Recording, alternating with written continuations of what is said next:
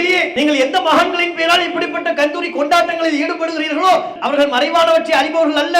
இறந்து விட்டதற்கு பிறகு அவர்கள் எதையும் செவியேற்க மாட்டார்கள். ஆனால் அவர்களுக்கு தெரிந்தால் இது இஸ்லாத்தில் இல்லை என்று அவர்களே சொல்வார்கள். அவர்களின் பெயரால் நீங்கள் கூத்தடித்துக் கொண்டு, அவர்களின் பெயரால் ஆடல் பாடல்களை நடத்திக் கொண்டு பட்டாசுகளை வெடிக்க செய்கிறார்கள். இஸ்லாத்தில் வீண் விரயம் என்று தடுக்கப்பட்டிருக்கிற காரியங்கள் எல்லாம் ஈடுபட்டு விட்டு மகான்களின் பெயரால் என்று அவற்றை புனிதம் என்று நியாயப்படுத்துகிறீர்களே, இது சரியா? ஒரு காலத்துல முஸ்லிம் சமூகத்தினுடைய வீடுகளில் எல்லாம் நாகூர் தர்காவுடைய போட்டோ தான். எந்த வீட்டுக்குள்ள போனாலும் தர்கா போட்டா இருக்கு.